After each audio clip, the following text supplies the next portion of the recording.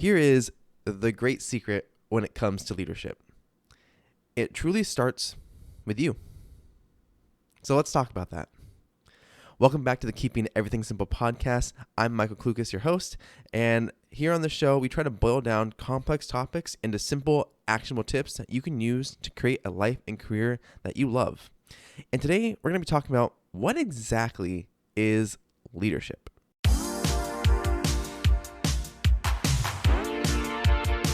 So first off, one of the key things that tends to happen when we're asked to think about what is leadership or what makes a leader is we probably tend to think to these big historical figures or these modern day figures who have a lot of influence or power. And we think of them as the version of a leader, someone who has a huge following, someone who, when they say a word, it catches on so many people's minds and stays there. You might picture someone who's fought tooth and nail from humble beginnings to create a lot of change in the world. That kind of tends to be what we think of when asked what makes a great leader. And that's exactly why I say that the great secret to leadership is that it starts with you. Kind of answering a few main questions. Well, first off, who are you? What makes you tick? What makes you get out of bed in the morning? Who are you? And then what's your story? What is the reason that you do what you do? Everyone has one. So what's yours? And how can you tell that story to others in a way that inspires them, motivates them, and leaves them feeling different or feeling motivated after they've heard it for the first time ever? Or even the second time, the third time, or the fourth time? How do you tell your story? Because it really can feel so hard. This idea of if you want a career in leadership or you want to aspire to be someone that's seen as a leader, that you think of great big figures. And that really does put a damper on some people's motivation to actually go out of their comfort zone and try to pursue some of these roles, some of these opportunities, or create their own opportunities, because the barrier to entry feels so high when in reality, it depends on how you're telling your story, how you're inspiring someone around you, how you're motivating them to take action, and what you're making them feel. So that's why those three questions of who are you, what is your story, and how do you tell your story are so important.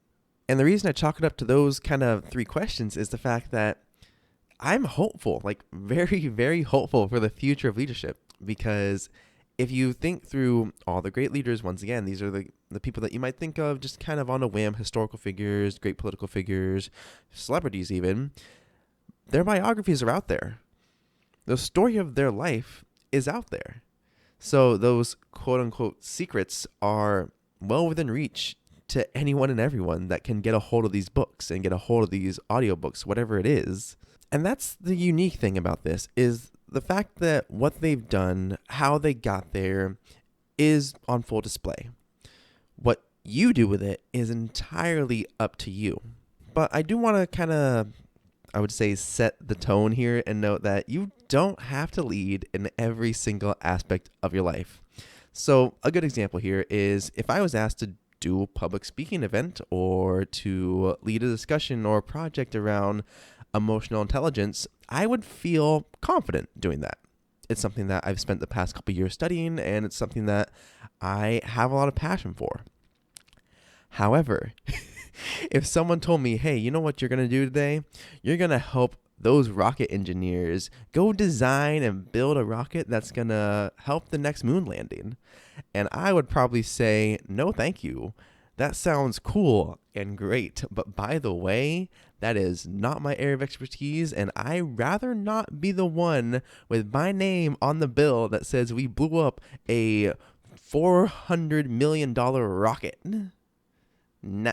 But I think that is what kind of makes this new idea, or not even a new idea, but really just this overall aspect and this overall concept that anyone can lead.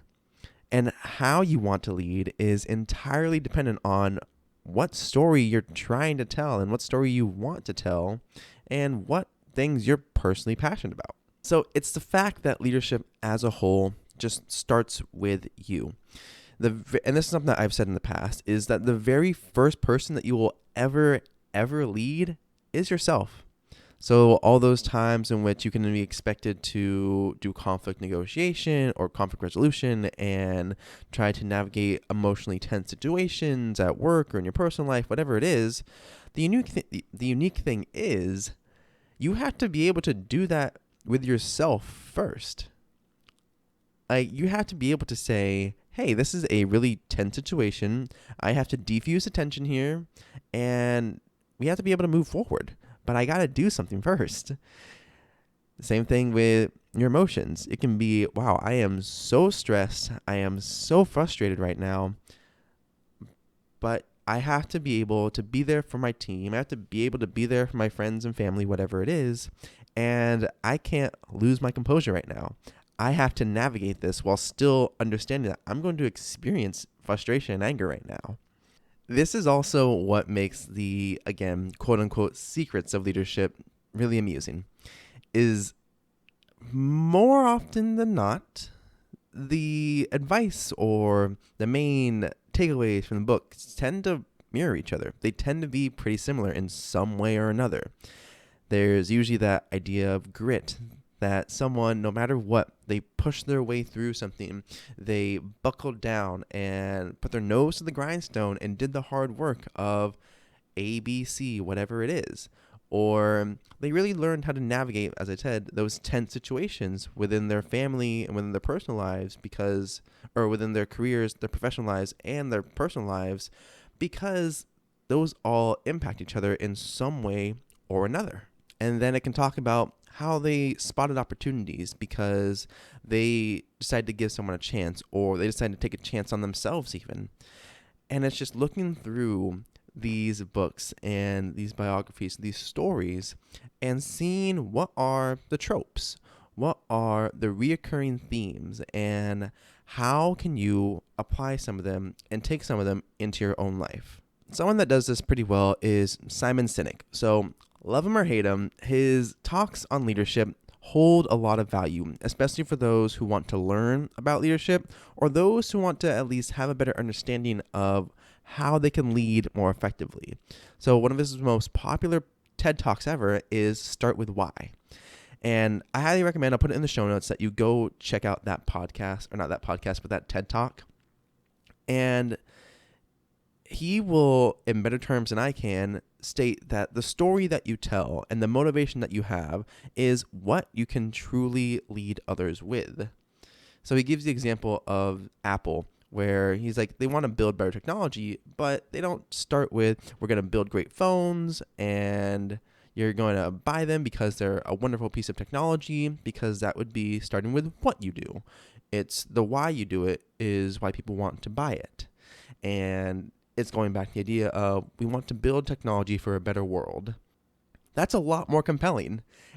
And again, he can say it a lot better than I can in that TED Talk. So I'd highly recommend you go check that one out too, to understand the power of telling your story or telling the narrative that you want to have in a certain way that resonates with others, or is able to make them feel a positive emotion, or really any type of emotion that motivates them to do something different, to change an action, to take a step forward, just to do something that moves their own personal needle progress forward. So this brings it back to those three questions that I mentioned earlier. The first one being, who are you? And this doesn't have to be obviously that all-encompassing story of, well, I was born in this city, in this hospital, on this day, and I went to this elementary school, and I grew up doing this. Some of those pieces matter, sure, like where you were born, where you were raised, those are good pieces of information to have.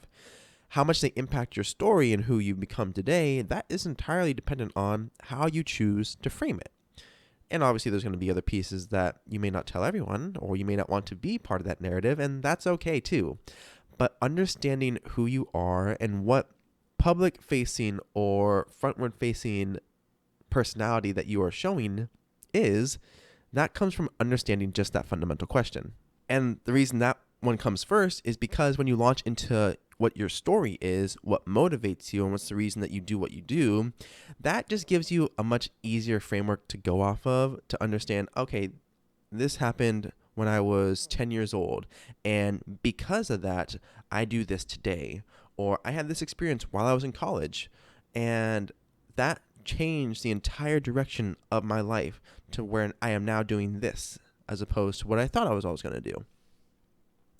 So knowing the who you are leads into the telling your story. And from there, that leads into just how are you choosing to tell your story? What's the medium? What's the format? Are you a good storyteller to begin with? So humans as a whole, we relate to stories far more than we relate to just information and statistics. If you're making it your purpose then to tell a good story, to entice the audience and really capture their attention and let them know what that story is, what they're getting out of it even, or just letting them know this is what happened, this is why I do what I do, and here is how I want to use this experience to help you. This is how I want to use this experience to motivate you, to inspire you, to make you want to do something and take action in your own life as well. So here is my challenge for you. Take time and think about who makes a great leader to you. Think of 1 to 2, maybe 3 of these people, and cross-compare them. Cross-compare their stories. Cross-compare the reasoning that you know of and see what are those common tropes, those commonalities between them that scream leadership to you. From there, take those actions, take those commonalities, and see how you can incorporate them into your own life, into your own career, and what you can do to make them your own. The more you learn this and the more you practice this, the more you can impact your own development and your own growth in your personal life and in your career. So that's my challenge to you. Keeping everything simple, subscribe to the podcast on YouTube if you haven't already. Be sure you rate this show on iTunes. It helps other people just like you discover the show as well. Have an amazing day, you amazing people, and go out there and do great things.